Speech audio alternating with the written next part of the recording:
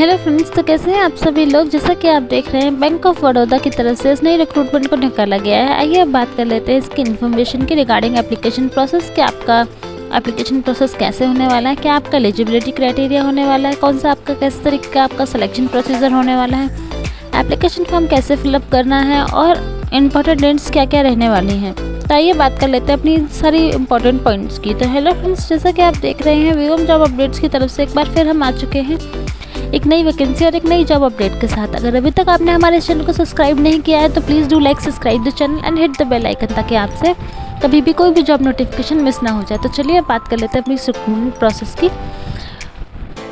हम हमेशा कोशिश यही करते हैं हर छोटी बड़ी गवर्नमेंट प्राइवेट सब तरीके की जॉब्स को यहाँ कवर अप करने की, ताकि आप अपने एलिजिबिलिटी क्राइटेरिया और अपने इंटरेस्ट के अकॉर्डिंग अपने लिए एक जॉब को सिक्योर कर सकें और टाइमली अपडेट हो सके। तो आइए बात कर लेते हैं अपनी इस रिक्रूटमेंट की। तो जैसा कि आप देख रहे हैं, बैंक ऑफ बड़ौदा की तरफ से इस रिक्रूटमेंट को निकाला गया है। जिस बैंक ऑफ बड़ौदा ने नई रिक्रूटमेंट को अनाउंस कर दिया गया है, जहाँ पर दोनों तरीके की वैकेंसीज को निकाला गया है। कॉन्ट्रेक्चुअल बेसिस की आपकी जॉब भी रहने वाली है और यहाँ पर परमानेंट आपकी जॉब भी अनाउंस की गई है। तो दोनों तरीके की वैकेंसीज को निकाला गया है, फिक्स भी और अनफिक्स भी, परमानेंट भी और कॉन्ट्रेक्चुअल बेसिस की भी। तो सभी वैकेंसीज के इस नोटिफिकेशन को अनाउंस कर दिया गया है, जिसके एप्लीकेशन फॉर्म्स भरना भी स्टार्ट ऑनलाइन एप्लीकेशन फॉर्म भरना भी स्टार्ट हो चुके हैं। वैकेंसी अनाउंस हो चुकी है। तो जैसा कि आप देख रहे हैं, 459 वैकेंसीज जो हैं वो फिक्स टर्म पीरियड के लिए हैं, ये आपकी कॉन्ट्रेक्चुअल बेसिस की जॉब रहने वाली है। और 168 जो आपकी जॉब रहने वाली है वो प्रोफेशनल्स की हैं और वो रेगुलर बेसिस की होने वाली है। तो ये कॉर्पोरेट और industrial credit and finance department की होने वाली है। इसमें सभी जो एलिजिबल कैंडिडेट्स हैं वो अप्लाई कर सकते हैं। इसका एप्लीकेशन फॉर्म भरना भी स्टार्ट हो चुका है 12 जून, मतलब हो जाएगा 12 जून 2024 से।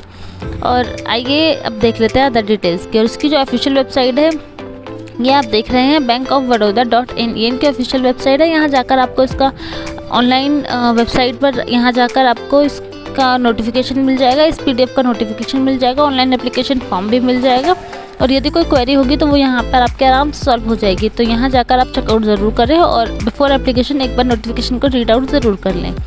आइए अब बात कर लेते हैं अदर इन्फॉर्मेशन की। जैसा कि आप देख रहे हैं, रिक्रूटमेंट आपका ऑर्गेनाइजेशन का नाम क्या होने वाला है, तो वो आपका BOB बैंक ऑफ बड़ौदा ही होने वाला है।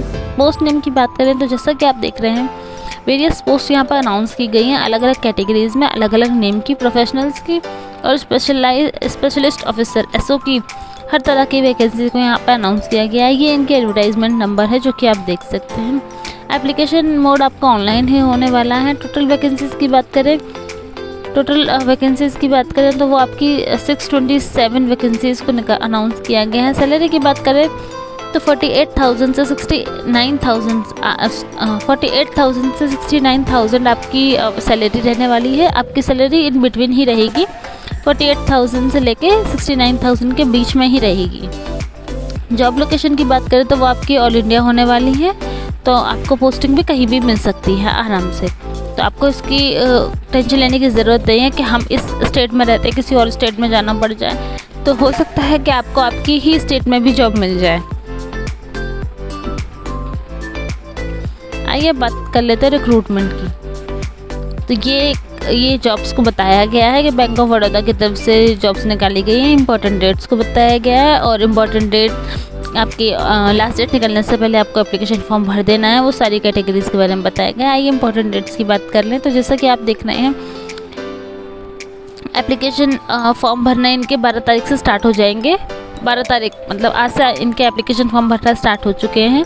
तो आप आराम से इनकी एप्लीकेशन विंडो पर जाके इसका एप्लीकेशन फॉर्म भर सकते हैं। इनकी एप्लीकेशन विंडो 12 जून 2024 से ओपन हो चुकी है और लास्ट डेट जो है एप्लीकेशन फॉर्म भरने की वो 2/7/2024 रखी गई है, मतलब 2 जुलाई 2024 रखी गई है। तो आप आराम से 2 जुलाई तक इसका एप्लीकेशन फॉर्म भर सकते हैं। आपके पास अभी काफ़ी सारा टाइम है, तो आप आराम से इसको चेकआउट कर सकते हैं। इसके ऑफिशियल वेबसाइट पर जाकर इनके ऑफिशियल नोटिफिकेशन को डाउनलोड करके रीड आउट कर सकते हैं, अपनी एलिजिबिलिटी क्राइटेरिया देख सकते हैं, अपनी कैटेगरी सेलेक्ट कर सकते हैं कि कौन सी कैटेगरी में आपको अप्लाई करना है और आप आराम से उसमें अप्लाई कर सकते हैं। आपके पास काफ़ी टाइम है, आप आराम से इसका फॉर्म भर सकते हैं।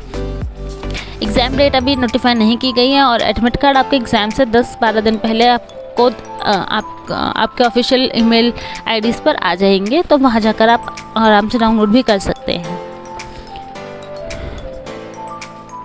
आइए अब बात कर लेते हैं एप्लीकेशन डेट्स की। जैसा कि आप फ़ीस की बात करें तो जैसा कि आप देख रहे हैं, जनरल, ओबीसी और ईडब्ल्यूएस कैंडिडेट्स के लिए यहाँ पर 600 की फ़ीस, एप्लीकेशन फ़ीस रखी गई है। एससी, एसटी और फीमेल कैंडिडेट्स के लिए यहाँ पर सिर्फ 100 रुपीज़ की फ़ीस रखी गई है। और पेमेंट ऑफ मोड आपका फ़ीस का ऑनलाइन ही रहने वाला है। मैं एक बार फिर आपको कंफर्म कर दूँ, जनरल कैटेगरी के जितने भी कैंडिडेट्स हैं, ओबीसी कैटेगरी के जितने भी कैंडिडेट्स हैं और ईडब्ल्यूएस कैटेगरी के जितने भी कैंडिडेट्स हैं, आप सभी के लिए 600 रुपीज़ की यहाँ पे एप्लीकेशन फ़ीस रखी गई है। और एसटी, एसटी और फीमेल कैंडिडेट्स के लिए यहाँ पे सिर्फ 100 रुपीज़ की एप्लीकेशन फ़ीस रखी गई है। इस एप्लीकेशन फ़ीस को फुलअप करके, पेमेंट करके ही आप इस पूरे रिक्रूटमेंट प्रोसेस का पार्ट बनने के लिए एलिजिबल हो सकेंगे। और आपको पेमेंट कैसे करना है, तो वो आपको ऑनलाइन मोड से ही पेमेंट करना है। आप किसी भी क्रेडिट कार्ड से, डेबिट कार्ड से, ऑनलाइन पोर्टल को यूज़ करके अपनी पेमेंट को कर सकते हैं। आइए बात कर लेते हैं एज लिमिट की, वैकेंसी की और अदर क्वालिफिकेशन की। तो जैसा कि आप देख रहे हैं, उन्होंने क्लियरली अपने नोटिफिकेशन में मेंशन किया है कि यदि कैंडिडेट की एज जो है वो 25 to 35 के इन बिटवीन है, तो आप इस पूरी रिक्रूटमेंट प्रोसेस का पार्ट बन सकते हैं as per the age qualification criteria. यदि आपकी एज 25 या 25 से ज़्यादा है, 35 या 35 से कम है, तो आप आराम से इनकी एलिजिबिलिटी, एज की एलिजिबिलिटी क्राइटेरिया को फिलअप करते हैं। आप आराम से इसका पार्ट बन सकते हैं। और आपकी जो एज है वो कैलकुलेट की जाएगी 1 जनवरी 2024 के अकॉर्डिंग। आइए बात कर लेते हैं रेगुलर पोजीशंस की। जो पोस्ट हैं वो 168 निकाली गई हैं, जिसके लिए आप नोटिफिकेशन को चेकआउट कर सकते हैं। और कॉन्ट्रेक्चुअल पोजीशन जो है वो 459 वैकेंसीज निकाली गई हैं। जैसा कि आप देख सकते हैं, forex execution and relationship manager की जो पोस्ट है वो ग्रेड 2 की पोस्ट है। MMGS की यहाँ पर आपकी ग्रेड 2 की पोस्ट है, जिसमें SC के लिए 2 पोजीशंस हैं, ST के लिए 1, OBC के लिए 3, EWS के लिए 1, अनरिजर्व के लिए 4। तो इस तरीके से टोटल जो वैकेंसीज हैं वो 11 हो जाती हैं। इस तरीके से आप देख सकते हैं यहाँ पर कई सारी वैकेंसीज हैं। Forex execution and relationship manager की है, क्रेडिट एनालिस्ट की है, उसके बाद रिलेशनशिप मैनेजर की है, सीनियर मैनेजर और बिजनेस फाइनेंस के लिए चीफ मैनेजर और इंटरनल कंट्रोल की है। तो इसमें सारी वैकेंसीज आप देख सकते हैं 2 नेम्स में लिखी हुई हैं। एक परमानेंट है और एक कुछ कॉन्ट्रैक्ट बेसिस की है।